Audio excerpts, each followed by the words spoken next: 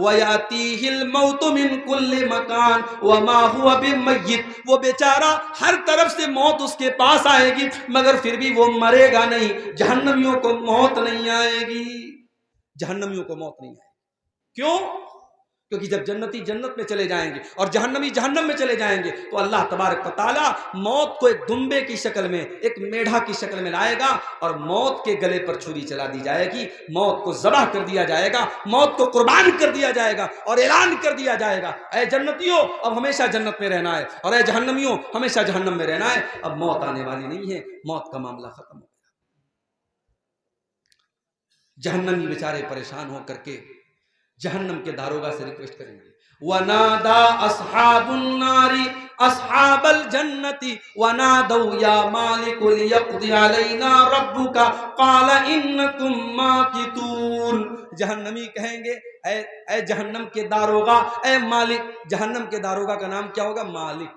جنت کے داروغہ کا نام رضوان اور جہنم کے داروغہ کا نام مالک۔ تو کہیں گے اے مالک، اے جہنم کے داروغہ، اپنے رب سے کہہ دو ہمیں ایک بار مار دے، ہمیں ایک بار موت دے دے، یہ تل تل نہ مارے، یہ بار بار نہ مارے، یہ قسطوں میں نہ مارے، ایک بار ہمیں مار کے کام ختم کر دے۔ جہنم کا داروغہ کہے گا قال انکم ماکثون، اے جہنمیوں تمہیں ہمیشہ ہمیشہ اسی جہنم میں رہنا ہے، تمہیں موت آنے والی نہیں ہے۔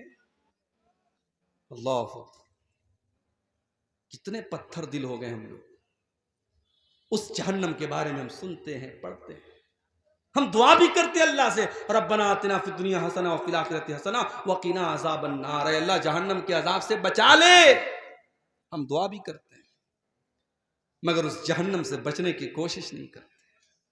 کتنے کام ہم ایسے کرتے جو جہنم میں لے کے جانے والے ہیں، اور ابھی میں بیان کروں گا وہ کون سے کام ہیں، چند اہم کام بیان کروں گا جو جہنم میں لے کے جاتے ہیں۔ میرے بھائیوں، ہم جہنم کے بارے میں سنتے ہیں، بیانات سنتے ہیں، تقریریں سنتے ہیں، جمعہ کے خطبے میں ہم اللہ کے پیارے نبی کی حدیثیں سنتے ہیں، مگر ہمارا دل کانپتا نہیں ہے، ہمارے رونگٹے کھڑے نہیں ہوتے ہیں، ہمارے دلوں میں ڈر پیدا نہیں ہوتا ہے۔ کیوں؟ ثم قست قلوبکم من بعد ذالک فہی کالحجارۃ او اشد قسوہ۔ اللہ نے قرآن میں فرمایا تمہارے دل تو اتنے کٹھور ہو گئے، تمہارے دل تو اتنے سخت ہو گئے کہ پتھروں سے بھی زیادہ کٹھور تمہارے دل ہو گئے۔ پتھر کے اوپر بھی پانی بار بار پڑتا ہے تو پتھر کے اندر بھی سوراخ ہو جاتا ہے، پتھر سے بھی پانی رسنے لگتا ہے۔ اے انسانوں، اللہ کی نافرمانی کرتے کرتے تمہارے دل اتنے کٹھور ہو گئے کہ پتھروں سے بھی زیادہ سخت ہو گئے تمہارے دل۔ آج حقیقت میں میرے بھائی ہمارے دل پتھروں سے بھی زیادہ سخت ہو گئے، ورنہ صحابہ کرام تو جہنم کی بات سن کے رونے لگتے تھے، جہنم کی بات سن کر کے صحابہ کرام رونے لگتے تھے۔ حضرت عائشہ رضی اللہ تعالیٰ عنہ، صبح کا ٹائم ہے، سورج نکلنے کے بعد جو ایک نماز پڑھی جاتی ہے جس کو چاشت کی نماز کہا جاتا ہے، اما عائشہ رضی اللہ تعالیٰ عنہ چاشت کی نماز پڑھ رہی ہیں اور چاشت کی نماز میں سورہ طور کی تلاوت کر رہی ہیں۔ میری پیاری ماں بہنوں، ذرا آج آپ اپنا جائزہ لے لیں، آج کتنی عورتیں جن کو سورہ طور یاد بھی نہ ہوگی۔ ہمارے یہاں عورتوں کا معاملہ بڑا گڑبڑ ہے، دین کی تعلیم نہ کے برابر ہے، یا تو مدرسے میں پڑھے گی یا بالکل نہیں پڑھے گی۔ جو لڑکیاں مدرسے میں پڑھتی ہیں ان کو تو جانکاری ہے دین کی، جو مدرسے میں نہیں جاتی ان کو بالکل جانکاری نہیں۔ حضرت عائشہ چاشت کی نماز پڑھ رہی ہیں، سورہ طور کی تلاوت کر رہی ہیں، اور سورہ طور کی تلاوت کرتے ہوئے حضرت عائشہ اس آیت پر پہنچتی ہیں، جب جنتی جنت میں جائیں گے تو جنتی اللہ کا شکر ادا کریں گے اور کہیں گے فمن اللہ علینا ووقانا عذاب السموم، اے اللہ تیرا بہت بڑا احسان ہے ہمارے اوپر، تو نے جہنم کی آگ سے ہم کو بچا لیا، تو نے جہنم کے عذاب سے ہم کو بچا لیا۔ اما عائشہ جب اس آیت پر پہنچتی ہے تو رونے لگتی ہیں اور بار بار اسی آیت کو ریپیٹ کرنے لگتی ہیں، بار بار اسی آیت کو دہرانے لگتی ہیں، فمن اللہ علینا ووقانا عذاب السموم، اے اللہ تیرا بہت بڑا احسان ہمارے اوپر، تو نے جہنم کی آگ سے ہم کو بچا لیا۔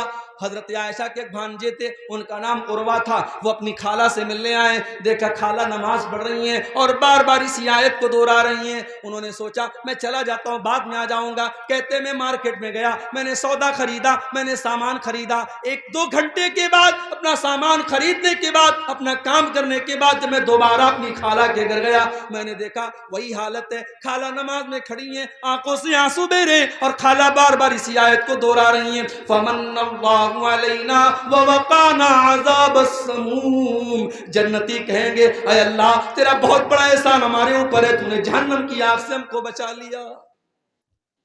ہمارے اور آپ کے اندر یہ جذبہ کب پیدا ہوگا میرے بھائی؟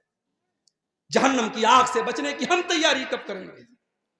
یاد رکھو جہنم کی آگ سے بچنے کے لیے آپ کو ان کاموں سے بچنا پڑے گا جو جہنم کی طرف لے کے جاتے ہیں۔ اور آج کی تقریر میں کچھ ایسے کام بتاؤں گا، میں وہ کام بتاؤں گا جو جہنم میں لے کے جاتے ہیں۔ مقصد یہ ہے ان کاموں سے ہم اپنے دامن کو بچائیں، نہیں بچائیں گے تو ہمارا انجام بہت برا ہوگا۔ بس ہم دعا کرتے اللہ ہمیں ہماری حفاظت کرے۔ اگر ہم ان کاموں کی بات کریں جو جہنم میں لے کر کے جاتے ہیں، اس میں نمبر 1 پر اگر کوئی کام ہے، سب سے پہلا اگر کوئی کام ہے جو جہنم میں لے کر کے جانے والا ہے، اسے ہم شرک کہتے ہیں۔ اللہ کی عبادت میں کسی کو شریک کرنا، کسی کو سنگی بنانا، کسی کو شریک کرنا، کسی کو پارٹنر بنانا۔ جو کام اللہ کے لیے کیا جاتا ہے وہ کام کسی اور کے لیے کرنا۔ نماز اللہ کے لیے پڑھی جاتی ہے، رکوع اللہ کے لیے ہوتا ہے، سجدہ اللہ کے لیے ہوتا ہے، قسم اللہ کے نام کی کھائی جاتی ہے، جانور اللہ کے نام کا ذبح ہوتا ہے، سر اللہ کے آگے جھکایا جاتا ہے، ہاتھ اللہ کے آگے پھیلایا جاتا ہے۔ یہ سارے کام اگر کسی اور کے ساتھ کیے جاتے ہیں، چاہے وہ کوئی نبی کیوں نہ ہو، چاہے وہ کوئی ولی کیوں نہ ہو، چاہے وہ کوئی جانور کیوں نہ ہو، چاہے وہ کوئی پیڑ کیوں نہ ہو، اللہ کا مقام کسی اور کو دینا یہی شرک ہے میرے پیارے ساتھیوں۔ اور قرآن کہتا ہے انہ من یشرک باللہ فقد حرم اللہ علیہ الجنہ ومأواہ النار وما للظالمین من انصار۔ جو اللہ کے ساتھ شرک کرے گا اس کی ہم مغفرت نہیں کریں گے، اس کا ٹھکانہ جہنم ہوگا، اس کے لیے جنت حرام ہے اور وہ ہمیشہ ہمیشہ جہنم میں رہے گا۔ مشرک کو اللہ تعالیٰ جہنم سے نہیں بچائے گا، دوسرے گناہوں کو اللہ تعالیٰ ان کی سزا دے کر کے یا معاف کر کے جنت میں داخل کر دے گا، مگر مشرک جو شرک پر مرا ہے اس کو اللہ تعالیٰ جہنم سے کبھی نہیں نکالے۔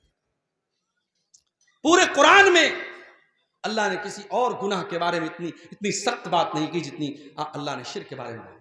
ان اللہ لا یغفر ان یشرک بہ ویغفر ما دون ذلک لمن یشاء۔ اللہ تعالیٰ شرک کو معاف نہیں کرے گا، معاف کرنا تو بڑی دور کی بات ہے۔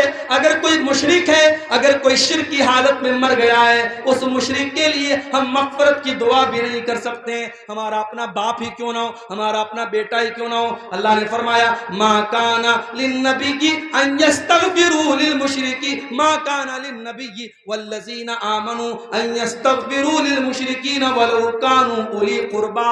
اے ایمان والو اور اے میرے نبی کان کھول کر کے سن لو، کسی مشرک کے لیے تم مغفرت کی دعا بھی نہیں کر سکتے، تمہارا کوئی اپنا رشتہ دار ہی کیوں نہ ہو۔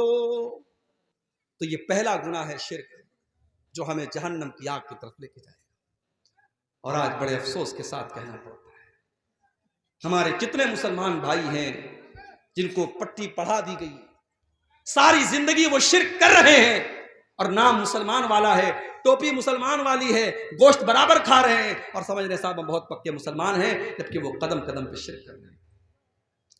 میرے پیارے ساتھیوں، اتنا خطرناک گناہ ہے یہ شرک، اتنا خطرناک گناہ ہے یہ شرک کہ اگر انسان شرک کر کے اللہ تعالیٰ کیا گیا ہے، وہ نماز لاکھوں پڑھ کے گیا ہو، وہ روزہ لاکھوں رکھ کے گیا ہو، اس نے سینکڑوں حج اور عمرے کر لیے ہو، اللہ فرماتا ہے اپنے نبی سے قرآن میں کہ اے نبی آپ بھی سن لیجئے، اے نبی لئن اشرکت لیحبطن عملک ولتکونن من الخاسرین۔ اے نبی اگر آپ نے بھی شرک کر دیا تو آپ کی بھی ساری نیکیاں برباد ہو جائیں گی، آپ کی ساری عبادتیں برباد ہو جائیں گی۔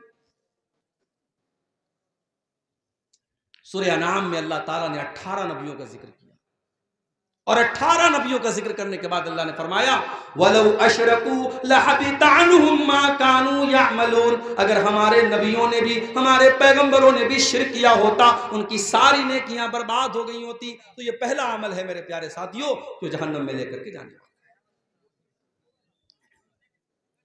अस्सलाम वालेकुम। होटल का टोकन 100 के बजाय 80 हो गया है और खाना बचा हुआ है। जिन हजरत को खाने की जरूरत है वो जाके खा सकते हैं।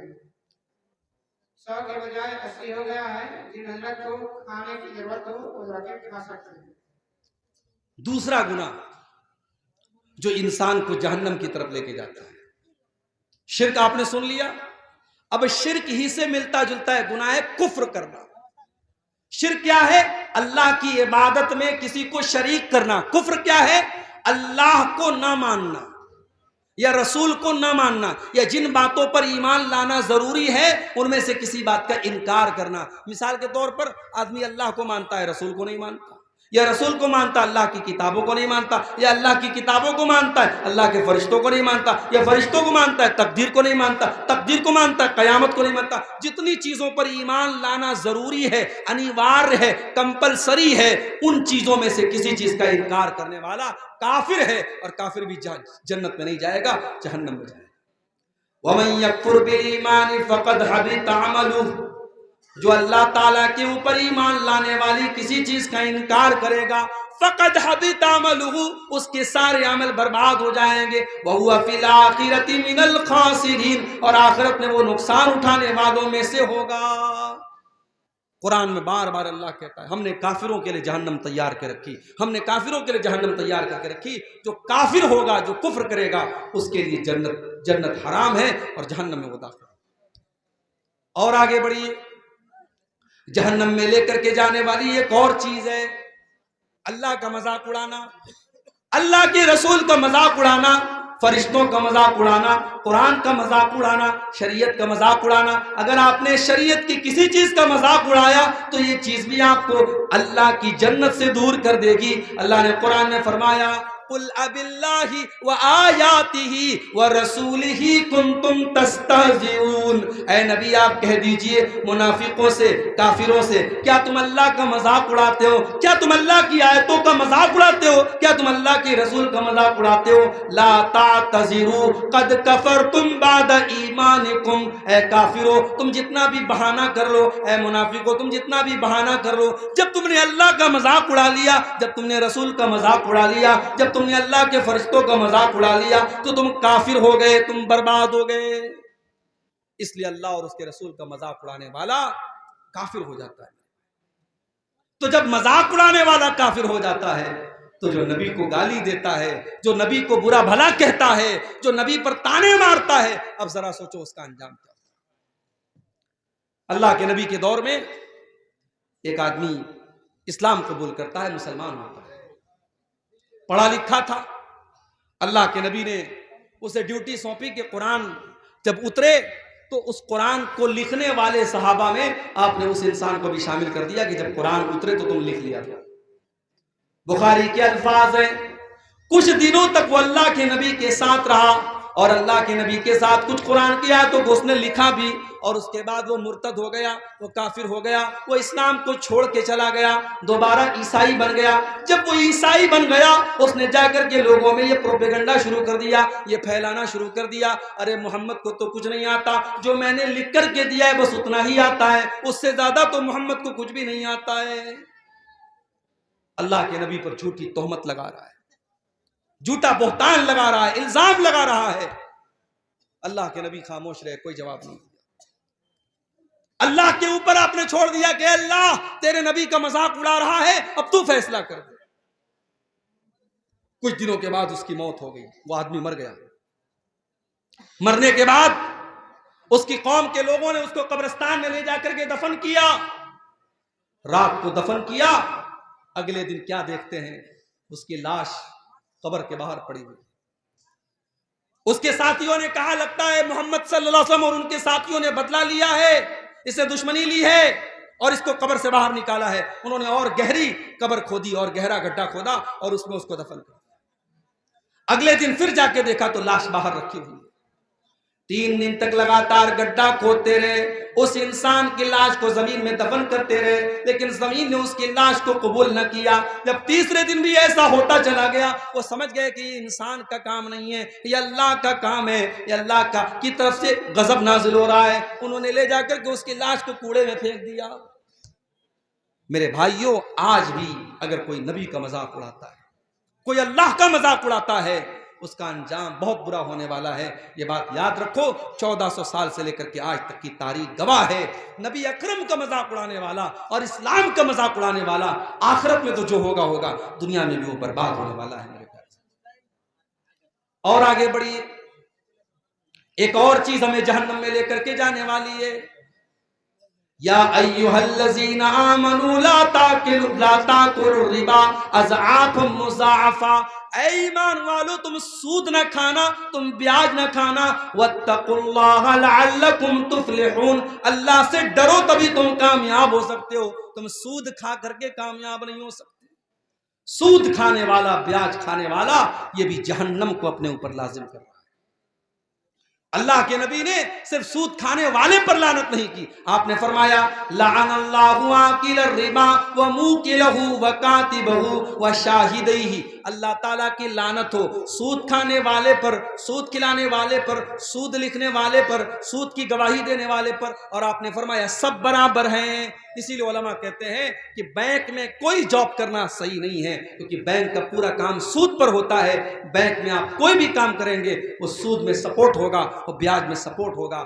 آج بینک میں جاب کرنا تو چھوڑ دیجئے، مسلمان دھڑلے سے سود کھا رہا ہے، سود پر مسلمان اپنے مسلمان بھائی کو قرضہ دے رہا ہے اور بیاج کی رقم دھڑلے سے کھا رہا ہے۔ میرے پیارے ساتھیوں، یہ سود کھانا، اکل الربا، یہ بیاج کھانا، یہ اللہ کے نبی فرماتے ہیں کہ ہلاک کر دینے والے گناہوں میں سے، جہنم میں لے کر کے جانے والے گناہوں میں سے ہے، اور اتنا بڑا گناہ ہے سود کھانا۔ اللہ کے نبی فرماتے ہیں سود کے 70 سے بھی زیادہ درجے ہیں، جن میں سب سے ہلکا درجہ یہ ہے ان یزنی الرجل بامہ، انسان اپنی سگی ماں کے ساتھ زنا کرے۔ جتنا بڑا پاپ یہ ہے، اس سے بھی کہیں بڑا پاپ یہ ہے کہ انسان سود کھائے۔ اللہ ہم سب کی حفاظت کرے۔ آج سود الگ الگ شکلوں میں ہمارے اور آپ کے گھروں میں داخل ہو رہا ہے۔ میرے پیارے ساتھیوں، اب یہاں ایک سوال لوگ پوچھتے ہیں کہ بینک میں ہم جو سیونگ اکاؤنٹ کھولتے ہیں، آج کے دور میں جو ہمارے ملک کے حالات ہیں، ہم بغیر بینک کے اکاؤنٹ کے کوئی کام نہیں کر سکتے، ہر چیز میں بینک میں اکاؤنٹ کی ضرورت پڑتی ہے، اور سیونگ اکاؤنٹ میں بینک میں انٹرسٹ آتا ہے۔ تو اس انٹرسٹ کا ہم کیا کریں، اس بیاج کا ہم کیا کریں؟ اس کا صحیح جواب یہ ہے، جو جواب علماء نے دلائل کی روشنی میں دیا ہے، کہ اگر بینک میں آپ کو انٹرسٹ مل رہا ہے، بیاج مل رہا ہے، اس پیسے کو آپ اپنے اوپر استعمال نہیں کریں، اس پیسے کو آپ اپنے اوپر استعمال نہیں کریں گے۔ جن علماء نے کہا اس سے راستہ بنا دیا جائے، اس سے لیٹرین بنا لی جائے، وہ بالکل صحیح بات نہیں ہے۔ راستہ ہماری ضرورت کی چیز ہے، لیٹرین ہماری ضرورت کی چیز ہے۔ ہم بیاج کے پیسے سے نہ راستہ بنا سکتے ہیں نہ لیٹرین بنا سکتے ہیں۔ اب اس پیسے کو ہم کیا کریں گے؟ کچھ علماء نے کہا اس کو بینک میں چھوڑ دو، وہ ہمارا پیسہ ہے ہی نہیں۔ ہم نے اگر اپنے اکاؤنٹ میں 1000 روپیہ جمع کیا اور 1000 پر اگر 50 روپیہ بیاج مل رہا ہے، وہ 50 ہمارا ہے ہی نہیں، تو ہم اس کے چکر میں کیوں پڑے؟ جو ہماری مول دھن ہے، جو اصل رقم ہے 1000 روپیہ، وہ ہم لے لیں اور 50 کو چھوڑ دیں۔ لیکن دوسرے علماء نے کہا نہیں، اگر ہم وہ پیسہ اپنے اکاؤنٹ میں چھوڑ دیں گے تو بینک ہمارے پیسے کو اور استعمال